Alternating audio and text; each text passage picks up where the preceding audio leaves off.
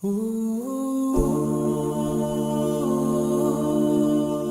الله الرحمن الرحيم إن الحمد لله نحمده ونستعينه ونستغفره ونعوذ بالله من شرور أنفسنا ومن سيئات أعمالنا من يهده الله فلا مضل له ومن يضلل فلا هادي له وأشهد أن لا إله إلا الله وحده لا شريك له وأشهد أن محمدا عبده ورسوله صلى الله عليه وعلى آله وأصحابه وسلم تسليما كثيرا أما بعد السلام عليكم ورحمة الله وبركاته. Hürmetli ustazlar ve qarindoshlar, bugungi axloq darsimizning temasi haya, yani hayoliq bo'lish to'g'risida. Al haya kulluhu xayr. Yani hayoninki hammasi yaxshilikdan iborat. Allohga bandachilik qilishning ochquchi va Allohga bandachilik qilishning sir asrolari u bo'lsa-mu Allohninki ism sifatlarini bilishdir. Allohninki ismlari go'zaldir, sifatlari oliy, yuksakdir. Alloh subhanahu va taolo uchun har bir ism sifata o'zgacha alohida bo'lgan bandachilik mujassamlashgan. U bo'lsa-mu ilmninki zaruriyati va ilmning taqozosidan iborat. Alloh subhanahu va taolo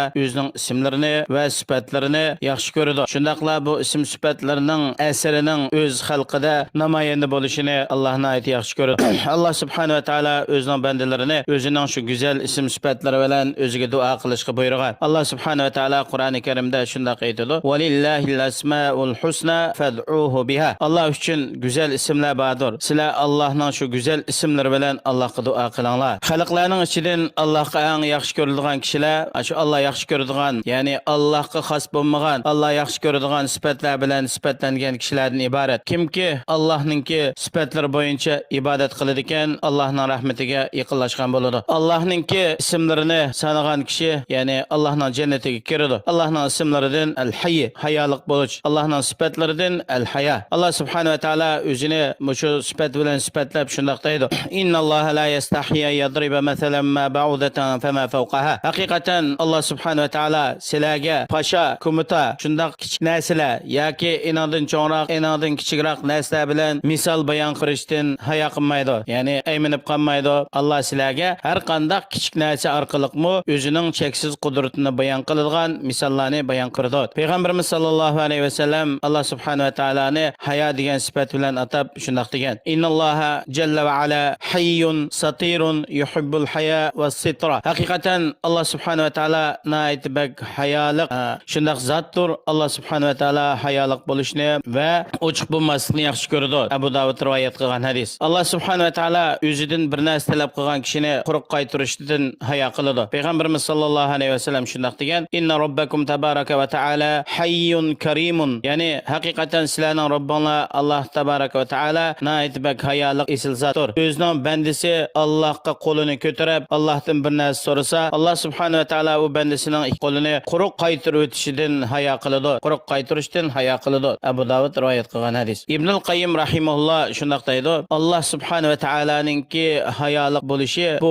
bandadan buni hech qanday bir tushuncha bo'lmaydi va uning qanday kayfiyatda bo'lganligiga aql ishlamaydi. Chunki bu o'simi naiti isil hayodir va ulug' va sihi zotning yaxshiligi bilan bo'lgan bir ish bo'lganlikdan buni insonninki naqs aqli buning kayfiyatini bilmaydi va insonninki tushunchasi buni tepishga ojiz keladi. İnsanlardaki güzel axloqlarninki bosh temisi va uningki eng ulug'i miqdorjadi kattasi foydasi eng ko'p bo'ldig'ini nima desa bu hayotdan iborat. Chunki hayot degan bir axloq bo'lib, insonlarni qabih, nachar ishlarni tark qilishga rag'batlantirdi, qo'zg'aydi va haq sohibining haqqi to'g'risida haddidan ishdan cheklaydi. Hayot degan so'zningki asos qo'zg'atuvchi uning moddasi hayotlikdan bo'lib, bu qalbning hayotligi hisobi bilan bo'ladi. Chunki hayot degan insonning qalbida bo'ladi. Insonning qalbi hayoliq bo'lgan vaqtida hayo bu insonda nihoyat mukammal kuchli bo'ladi. Hayoning ishi yana avvalgi payg'ambarlik davridan boshlab ishlatgan va Qur'on hadisning hukmi bilan bekitilgan zo'r ishlarning qatoridan. Har qanday payg'ambar bo'ladi ekan, bu o'zining qavmini hayoliq bo'lishga rag'batlantirgan va hayoliq bo'lishga qiziqtirgan. Ilgirki payg'ambarlarning shariatidan lekin ham shariat hukm qonunlar amaldan qoldirilgan bo'lsa-mu, buning ichida hayolik bo'lish amaldan qoldirilmagan va qonun prinsiplardan hayolik bo'lishdan iborat bu prinsip almashtirilmagan. Chunki bu qadimdan to'g'riliqi bilingan bir ish va uning fazilati oshkor bo'lgan ish. Shundaqla barliq, ya'ni aql farosat egalarining aqllari hayoning go'zal ekanligiga birlik kelgan. Mushundaq sifatlik narsa hargizmi amaldan qoldirilmaydi va almashtirilmaydi. Payg'ambarimiz sallallohu alayhi va sallam o'zining muborak hadislarida shundaq aytgan: "Inna mimma adraka an-nasu min kalamin nubuwwa idza lam tastahi fasna' ma shi'ta." Ravahul Buxoriy. İnsanlarning payg'ambarlikning so'zidan topgan narsasidan hayo qilmasang xalqingni qil. Imom Buxoriy rivoyat qilgan hadis. Ya'ni bu hadisdan, ya'ni bu hayolik bo'lishmi alohida payg'ambarlarning ta'limotlari insonda haqiqiy iymon hayo bo'lmagan vaqtida inson o'ziningki xalqini qiladiganligi bu hadisdan ochiq ifodalandi. Chunki hayo bilan iymon bir-biriga zich bog'langan bo'lib, agar ikkisidan birisi bo'lmasa, yana birisimi yo'qolib ketadi. Shunga insonda iymon bo'lmaganda hayo ko'tariladi, hayo bo'lmaganda insonning hayvondan farqi qolmaydi. U vaqtida xohlagan ishlarini qilaveradi. Ham bu hayolik bo'lish bilan xaloyiqlarning eng yaxshilari sifatlandi. Alloh subhanahu va taolo hayolik bo'lgan kishilarni madhiladi, alqishladi. Farishtalar bu hayo degan sifat bilan sifatlanguchi. Payg'ambarimiz sallallohu alayhi va sallam Usmon ibn Affan radhiyallohu anhu to'g'risida shundaq degan: "Ala astahyi min rajulin tastahyi minhul malaika." Ravohu Muslim. Ya'ni farishtalar uningdan hayo qilgan bir kishidan men hayo qilmaymanmi? Payg'ambarlarmi o'zining qavmining ichida hayolik bo'lish degan sifatlar bilan tonilgan. Xaloyiqlar qiyomat kuni qiyomat maydonida og'ir qiyinchilik qolgan vaqtida Odam alayhisalomning, Nuh alayhisalomning, Musa alayhisalomning qishiga kelib, Alloh taolaning huzuriga borib, o'zlari uchun bir shafaat talab qilishni, o'zlarini bu qiyomatningki qiyinchiliklardan qutqizishni talab qiladi. Shuning bilan har bir payg'ambar o'zining bir xatoligini bayon qilib, Allohning oldiga birishdan hayo qilganligini aytib, uzr aytadi. Buxoriy Muslim birlikka kelgan hadis. Musa alayhisalomni nihoyat bak hayolik zot edi. Payg'ambar alayhisalom shundaq degan: Musa alayhisalom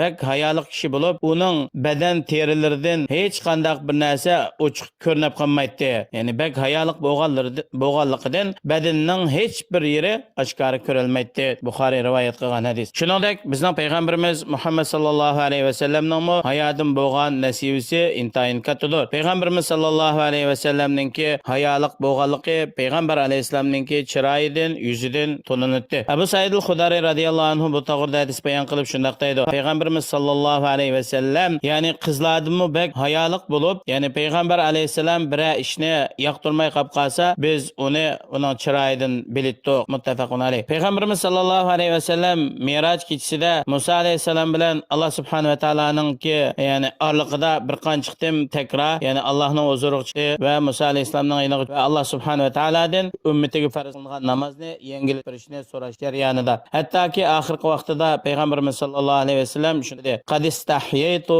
min robbi." Muttafaqun alayh. Men haqiqatan hamda Robbimdan hayo qildim, hamda takrar chiqmayman. Payg'ambarimiz sallallohu alayhi va sallam Zaynab bint Jahsh radhiyallohu anha bilan to'y qilgan vaqtida insonlarni to'y ziyofatiga chaqirdi. Ular yemekni yeb bo'lib, nurg'un kishilar chiqib ketdi. Ammo 3 nafar kishi payg'ambar alayhisalomning uyida yemekni yeb bo'lib, bular yana quruq parang silib gap so'qib o'tadi. Payg'ambarimiz sallallohu alayhi va sallam naaytibak hayolik zot bo'lg'achqa ularga hech qanday bir narsa demadi. Hatto payg'ambar alayhisalom uydan sirtqa chiqdi. Ular yana uyda quruq gap sitib o'tirib qoldi. Shu vaqtida Alloh subhanahu va taolo bu oyatni nazil qildi. Ya ayyuhallazina amanu la tadkhulu buyutan nabiy illa an yu'zana lakum ila ta'amin ghayra nazirina inahu walakin idza du'itum fadkhulu fa iza ta'imtum fantashiru wa la musta'nisina li hadith inna dhalikum kana yu'dhi an-nabiy fayastahi minkum wallahu la yastahi min al-haq. Muttafaqun alayh. Ya'ni Alloh subhanahu va taolo aytadi: ey mu'minlar, sizlar payg'ambarning uyiga